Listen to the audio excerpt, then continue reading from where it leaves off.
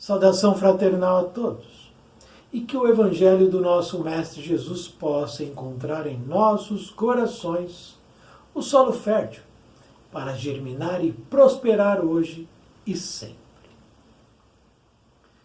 Até onde o meu amor por uma outra pessoa iria? Interrogação.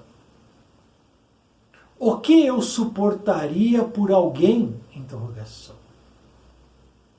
Até quando eu seguraria na mão de uma pessoa que não deseja mudar, se elevar, se melhorar, sem soltar?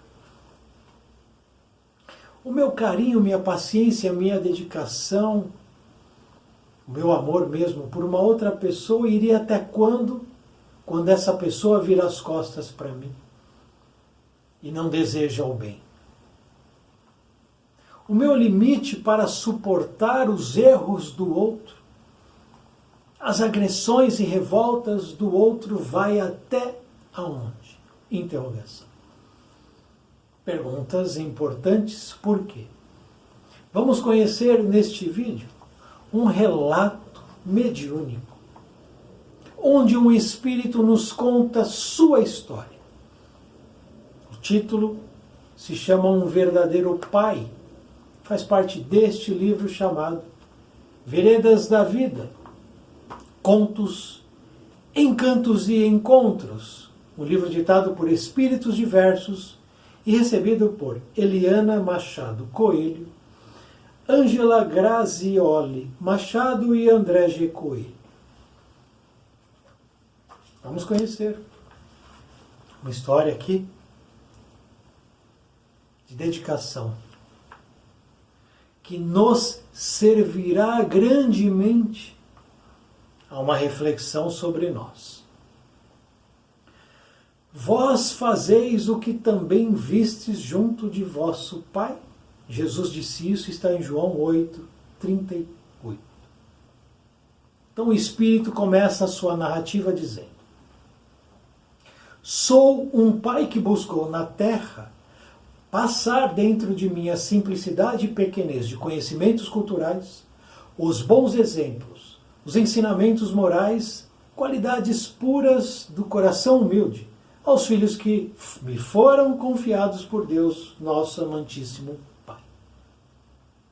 Nasci num subúrbio de uma cidade interiorana de um grande estado. Era pobre, o terceiro filho de um casal simplório que se amava muito e se ajudava nas lidas dos trabalhos penosos do campo. Logo cedo, fui chamado a ajudar meu pai na roça. Devido a isso, não pude dedicar-me ao estudo escolar como eu gostaria e como era meu desejo. Mas o pouco que pude aprender deu-me ensejo a fazer com certa dificuldade a leitura de obras preciosas quando tomei conhecimento, mais tarde, no início de minha mocidade, da consoladora doutrina espírita. Dediquei-me aplicadamente ao estudo evangélico e, em pouco tempo, era designado para fazer explanações nos dias de atendimento ao público. Muitos jovens acercavam-se da abençoada casa onde eu militava, e dentre eles uma mocinha de rara beleza. Parecia olhar-me com encantamento, prestando muita atenção aos meus comentários nas palestras, nas aulas que ministrava nas noites de terças-feiras.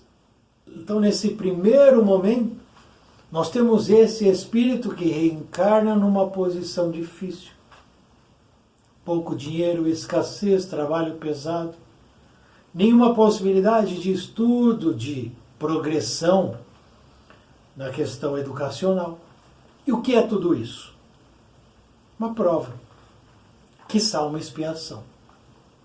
Então esse homem é colocado numa situação de escassez, de dificuldade, para que ele possa provar suas qualidades, sem nenhum tipo de muleta, sem nenhum tipo de desculpa. Ele por ele mesmo. Já temos aqui uma questão a nos questionar. Eu estou colocado em algum lugar e ele, do limão, fez uma limonada. aprendeu a duras penas estudar, ler e, quando foi colocado frente à doutrina espírita, não virou as costas. Foi para cima. Buscou o estudo evangélico, como ele diz, aplicadamente. Isso eu não vejo. Os espíritas não estudam. Os espíritas se dizem espíritas, vão às casas espíritas, a um centro espírita, tomam passe, assistem às palestras, que normalmente são palestras que não são muito boas, deixam um pouco a desejar, porque o palestrante muitas vezes não gosta de ler, não estuda também. E fica aquela coisa mal ajambrada. Aqui nós temos um exemplo de dedicação e de luta. Eu, por minha vez, entusiasmei-me no frescor da minha juventude e, enamorado dela, propus-lhe que nos casássemos e dentro de 6 meses estávamos já consorciados e morando em nossa singela casinha. Com o passar do tempo, 3 lindos filhos vieram brindar nossa união e completar nossa felicidade na terra. Como de hábito, realizávamos o Evangelho no lar aos domingos de manhã. Às segundas, nos reuníamos no centro espírita para as palestras evangélicas e nossos filhos nos acompanhavam. Foram crescendo, frequentando conosco as reuniões e aparentemente gostando do que faziam. Ele diz, aparentemente gostando. Já adolescentes, passaram a reunir-se com a chamada juventude espírita e a realizar trabalhos de benemerência nos lugares mais pobres e também em asilos e orfanatos. Excelente trabalho, que é a caridade, que é o auxílio, que é visitar a dor do outro, a pobreza do outro, a dificuldade de outro e observar que talvez tenhamos mais do que precisamos. E outro ponto, fazia o Evangelho no lar. Pergunta a você, você faz o Evangelho no lar? Tem que fazer. É obrigação de quem se diz espírita fazer o Evangelho no lar. É obrigação. Aqui, tudo certo. Mas, e agora começa, de fato, o assunto. A questão que ele traz aqui é essa comunicação espiritual. Mas eu sentia-me inquieto com o proceder de meu filho caçula. Ah lá, teve 3 filhos, o caçula é a questão. Júnior, como era chamado por ter recebido meu nome ao nascer. Sempre que era convidado para nos acompanhar, ia mal-humorado, e se pudesse chegava atrasado, pois fazia a hora para se arrumar. Já temos aqui uma questão. Temos um problema em casa. Temos um espírito que não se alinha com o restante. Essa atitude muito preocupava-me. E também a minha esposa, que certa ocasião chamou-me dizendo, querido, acho bom termos uma conversa com o Júnior. Parece-me que ele, não gosta de nossa religião. Sim, querida, já observei isso. E naquela noite chamei nosso filho para uma conversa. Júnior, o que acontece com você? Não gosta de estudar a doutrina espírita? Não, não gosto, respondeu o jovem. Por que, meu filho? Ela não tem lhe dado inúmeros esclarecimentos? E é isso que a doutrina espírita mais faz, né? Não tem ela mostrado através dos ensinamentos de Jesus a maneira como devemos nos conduzir nesta vida? De fato, isso ela faz. Sim, responde ele, tem mostrado. Mas o Senhor nunca me perguntou se era isso que eu queria para mim. Simplesmente, tem me carregado para o centro durante a nossa vida toda. Eu não quero mais ir. Quero sair com meus colegas, quero me divertir, quero curtir a vida. Mas para isso precisa abandonar as reuniões tão preciosas do nosso centro espírita. Você não poderia passear e ainda assim participar das reuniões? Pergunta o pai. Não pode fazer as duas coisas? Você não pode sair, se divertir, fazer as coisas que mais lhe dão alegria, mas também continuar estudando, frequentando, ajudando, estudando. Dá para fazer as duas coisas? Claro que dá. Para quem tem boa vontade. Porque isso eu escuto muito. Não tenho tempo. Como não tem tempo?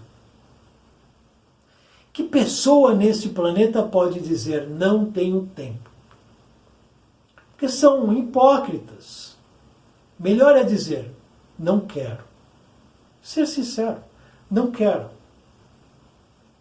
Não quero ir, não quero fazer, não quero participar, não quero conhecer, não quero estar aí. Ok. Ok, não quer? Ok. Mas dizer não tenho tempo, pelo amor de Deus, que isso é mentira. E não devemos jogar com a mentira. Não quero, não me interesso, não desejo. Então ele poderia sim. Como muitas pessoas podem muitas coisas, mas não fazem porque não querem, e aí colocam uma justificativa na mentira. Não tenho tempo. Tem tempo, mas não quer fazer.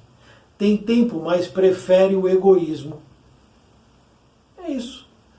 Prefere atender aquilo que você quer e esquecer do outro. Mas tudo bem. Voltando. Olha, pai, o senhor não entendeu. Eu não quero mais seguir religião nenhuma. Já temos aqui a característica e o comportamento desse jovem.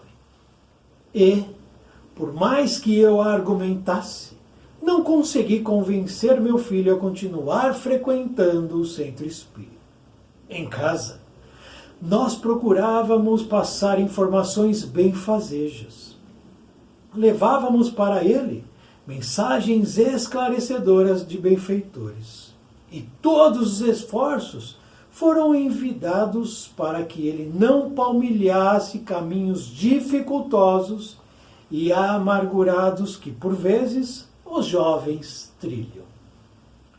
O tempo foi passando, Júnior cada vez mais rebelde, mal-humorado, preguiçoso, indisciplinado, dava-nos muitos aborrecimentos na escola e na nossa vizinhança, a ponto de, às vezes, ouvirmos: os pais são tão espíritas.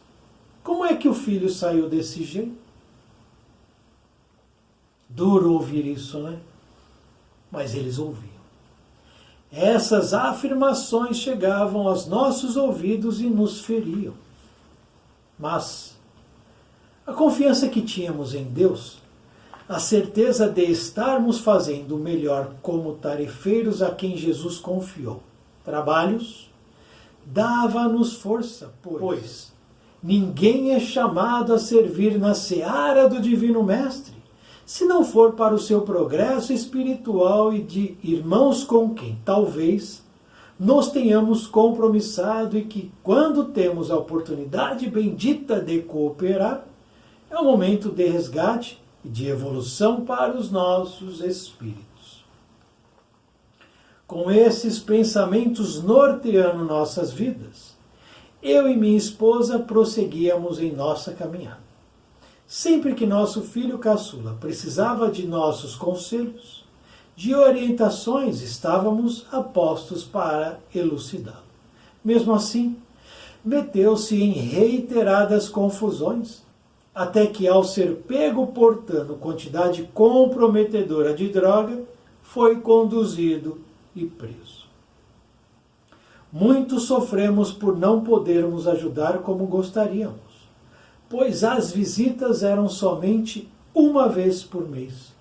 E durante 3 longos anos tive o pesar de ver meu filho atrás das grades, sujo, doente e mal vestido. Aquele filho, amado, protegido, cuidado, alimentado, educado, no plano físico e no plano espiritual, educado das questões múltiplas da vida, estava nessa condição. Atrás das grades, sujo, doente e mal vestido. Dos 3 filhos, o caçula estava nessa condição. E como me doía, meu Deus, vê-lo assim.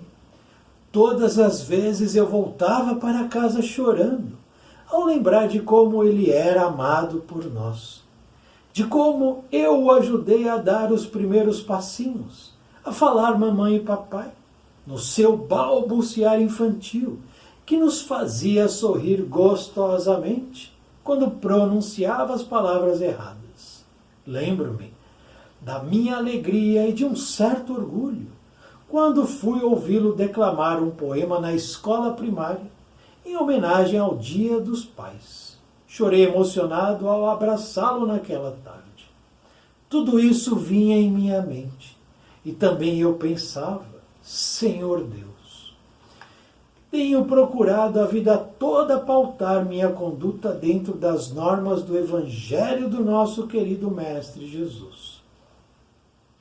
Tentei formar minha família em bases sólidas de amor, de compreensão, de justiça, de fraternidade, de união e de bons exemplos.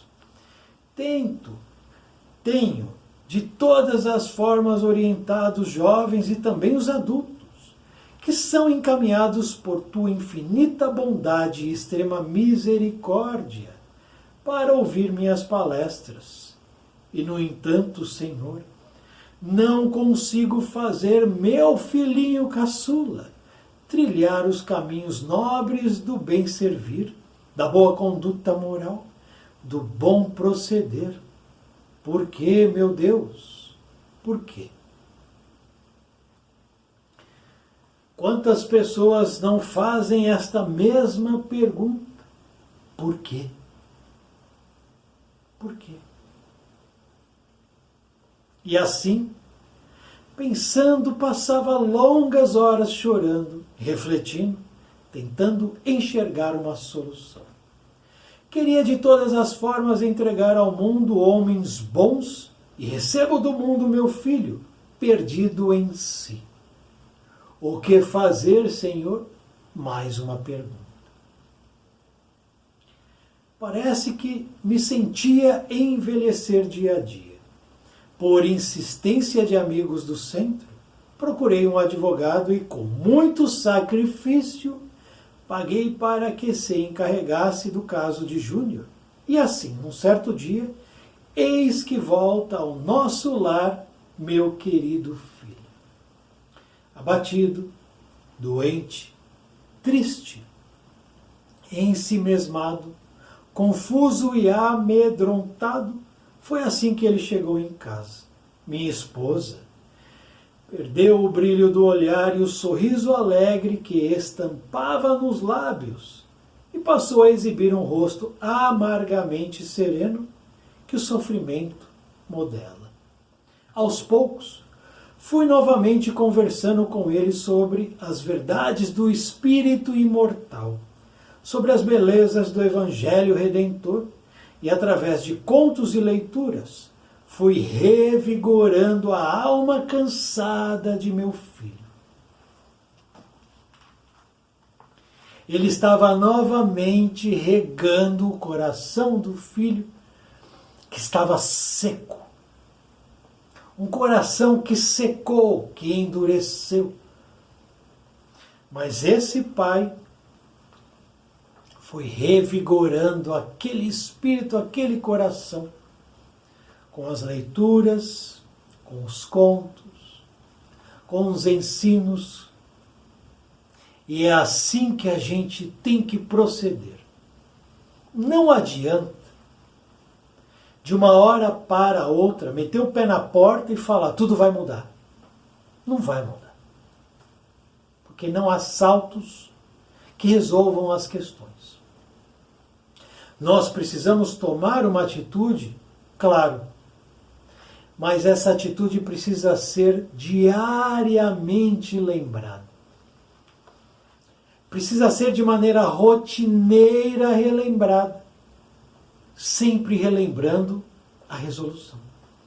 Ele estava então novamente regando aquela planta, aquela semente, aquela árvore murcha, quase morta. Que exemplo. Tempos depois, já mais fortalecido fisicamente, porque a prisão, o encarceramento, destrói qualquer um. Qualquer um de nós, se for colocado em qualquer prisão, cadeia, cárcere, terá, sim, grande sofrimento e a vida vai mudar. Então aqui, mais fortalecido fisicamente, mais ainda, com a saúde abalada, pois nunca mais recuperou a robustez de antes, Júnior já me acompanhava em pequenos passeios matinais para tomar sol, como o médico recomendara porque havia ficado por demais tempo fechado em uma cela escura e úmida. Mas por que ele ficou numa cela escura e úmida? Por quê? Vamos relembrar rapidinho, antes de dar sequência? Porque eu quero sair com meus colegas, quero me divertir, quero curtir a vida. Por isso. Eu não quero seguir nenhuma religião. Por isso que ele foi colocado numa cela escura e úmida. Porque ele se tornou mais rebelde, mal-humorado, preguiçoso, indisciplinado, nos dava mais aborrecimentos. Quando esse comportamento se estabelece, se instala na vida de qualquer pessoa, homem ou mulher, novo ou velho, não importa, será colocado, como aqui é dito, uma cela escura e úmida. Pode não ser uma cela física, mas é a cela mental também, que ela é escura e úmida. E tudo que é escuro e úmido gera o quê? Doença. Retomou Júnior o gosto em participar do Evangelho no lar. Olha só, muito lentamente vai retomando. Onde comparecia calado a princípio, mas fazendo pequenos comentários e algumas preces. E pouco a pouco, meu Júnior foi recuperando-se até que, numa manhã de terça-feira, ele me disse: pai, hoje vou com você ao centro. Quero ver se suas aulas continuam boas. Ah, que presente! Veja o presente que esse pai recebeu por investir no filho. Mas ele não investiu no filho matéria, corpo físico. Ele investiu na alma, no espírito de Júnior. Imagina isso. Vocês podem imaginar minha alegria? Não consigo imaginar. Mas de fato deve ter sido uma coisa assim incrível. E desse dia em diante, ele, o antigo rebelde, revoltado, curtidor de vida, viciado, passou a me acompanhar. Foi pouco a pouco reintegrando-se às tarefas. Primeiramente como auxiliar nas limpezas. Depois já entregava mensagens escritas para os que chegavam, até que num certo dia ofereceu-se para fazer a prece de agradecimento, pois esclareceu-nos. Tinha muito a agradecer a Deus, e sabem, meus irmãos, acho que nunca tinha experimentado tamanha emoção quando ouvi meu filho em pé de frente para o público dizer o seguinte: agora o pai vai ver o filho, o ex-rebelde, dizer o seguinte: vejamos, Senhor Deus, sei que não sou digno de estar aqui, nesse lar de tantas bênçãos, mas, humildemente, agradeço-lhe pelos pais maravilhosos que me deste. Sabedor que eu era um espírito rebelde, ofertou-me pais amorosos, uma mãe dedicada e amável, um pai compreensivo que, em momento algum, me abandonou. Lembra o que eu falei no começo do vídeo? Até onde a gente fica com alguém sem abandonar essa pessoa? Mesmo que ela vire as costas para a gente. Mesmo quando eu nada queria ouvir, ele simplesmente exclamava: ore, meu filho, Deus está te ouvindo. Não falha. A pessoa pode fingir que não ouve, mas ela guarda. Ela guarda. Ela guarda. Obrigado, Pai Celeste, pelas noites de insônia que passei quando de minha permanência na prisão, onde tive oportunidade de pensar e ver o quanto a vida tinha me dado, pois desde pequeno só recebi bons ensinamentos, e que só depois de tanto sofrer é que pude reconhecer. E, ao agradecer, quero lhe pedir, Senhor, que abençoe muito meu paizinho, espírito bom e nobre, que tomou-me sob seus cuidados, e tenho certeza de que agora em diante eu saberei recompensá-lo por tantas dádivas. Obrigado, meu Deus.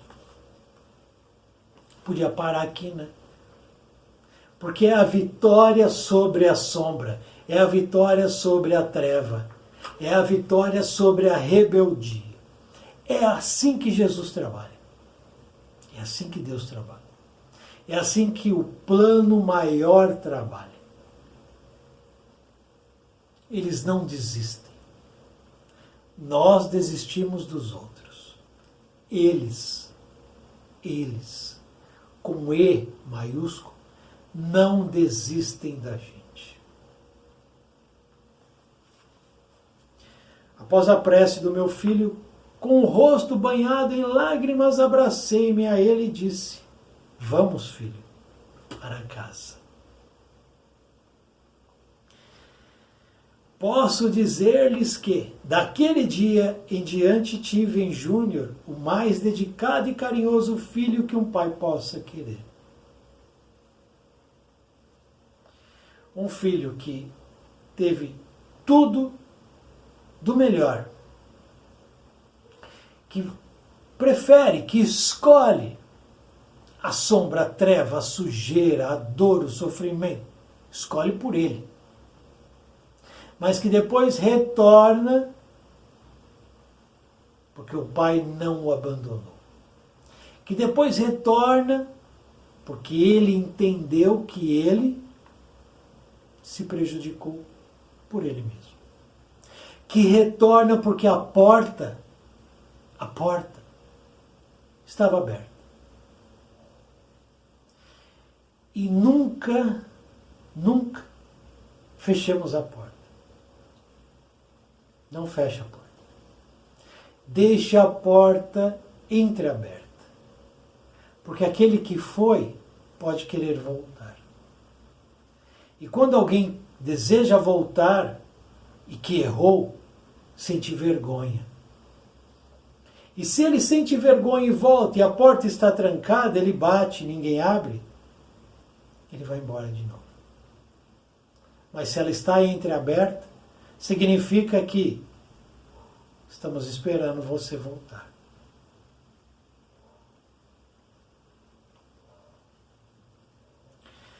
Venho contar-lhes essa passagem de minha vida para que, como exemplo, outros pais que, como eu, estiverem passando por quaisquer dificuldades com seus filhos, não esmoreçam, não percam a fé. Não é só para o pai. Aqui ele diz pai, mas não é para o pai. Não devemos esmorecer nunca. Perder a fé, jamais. Jamais. Entreguem seus pesares a Deus. Orem confiantes, creiam nos ensinamentos do Evangelho, porque Jesus não mente. Atenção! Jesus não mente. Quem mente é o homem. Quem manipula é o homem. Então Jesus não mente. Confiem, creiam nos ensinamentos do Evangelho. Lembrem-se. Lembrem-se da parábola do filho pródigo. E é exatamente o que aconteceu aqui. E lutem para recuperá-los, pois nosso Pai Criador só dá o peso que os nossos ombros podem suportar.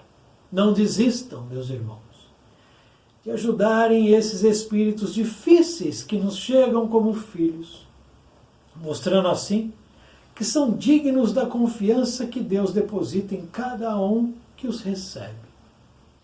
Hoje já estou na espiritualidade e ouço sempre quando posso visitar meu filho, que já é pai também, falando para os meus netos: quero ser tão bom pai para vocês quanto o meu foi para mim.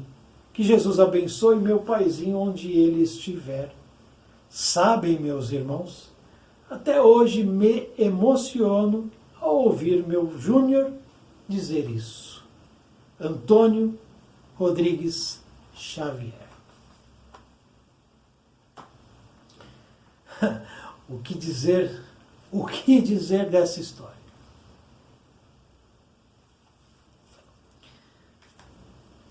Acredito que a mensagem ficou clara. Para encerrar, eu vou trazer aqui 2 trechos pequenos. Um de Mateus e outro de João. Rapidinho. Que é o seguinte. Mateus 24:4. Cuidai que ninguém vos seduza, disse Jesus. Eu vou mudar um pouco. Cuidai para que nada vos seduza. Porque muita coisa seduziu o Júnior e ele se perdeu. Atenção, que isso não vos perturbe, porque é preciso que isso aconteça, mas ainda não é o fim. Então era preciso que ele passasse pela dor e pelo sofrimento. Foi preciso que ele caísse para desejar voltar. Foi preciso que ele mergulhasse na sombra para desejar a luz. Não será ainda o fim, diz Jesus. Tudo isto será apenas o início das dores, no caso dele. Muitos sucumbirão e ante ao processo crescente da iniquidade, a caridade de muitos se esfriará. Entretanto, aquele que perseverar, até o fim será salvo. Foi isso que aconteceu. Muitos desistem, porque cresce a iniquidade e a caridade esfria. Não é o caso que aconteceu aqui. O pai perseverou e conseguiu o objetivo. E o pai confiava em quem? Deus e Jesus, certo? Então vamos ver aqui o que João nos diz. João 13:34. Dou-vos um novo mandamento: amai-vos uns aos outros. Como eu vos tenho amado, assim também vós deveis amar-vos uns aos outros. Atenção agora. Nisso todos conhecerão que sois meus discípulos, se vos amardes uns aos outros. Foi isso que o pai fez? Foi isso que a mãe fez? Conhecereis meus discípulos por muito amarem. Aquele que diz que é cristão tem que amar. Tem que amar. E tem que perdoar. Tem que acolher e tem que reerguer o que caiu. Mas a maioria dos cristãos não são cristãos. Não são. Não amam, não perdoam, não auxiliam não reerguem e não são caridosos. A maioria dos cristãos não são. Porque se fossem verdadeiros cristãos, esse planeta não estava na condição que está hoje. Porque não são só judeus, muçulmanos, ateus que colocam fogo no planeta. Cristãos também colocam. Mas não são cristãos. São falsos cristãos. Júnior precisou cair para subir. Mas o Pai, o título da lição, um verdadeiro Pai, fez o que Jesus faz até hoje. Amou, perdoou, ensinou, acolheu, esperou e depois colheu os frutos porque plantou. Regou um coração endurecido. Que lição é essa, meu Deus? Fica então a reflexão para cada um de nós. Muito satisfeitos com esse ensinamento. Muito obrigado por assistir esse vídeo. Muita paz, muita luz. Salve o nosso Mestre Jesus.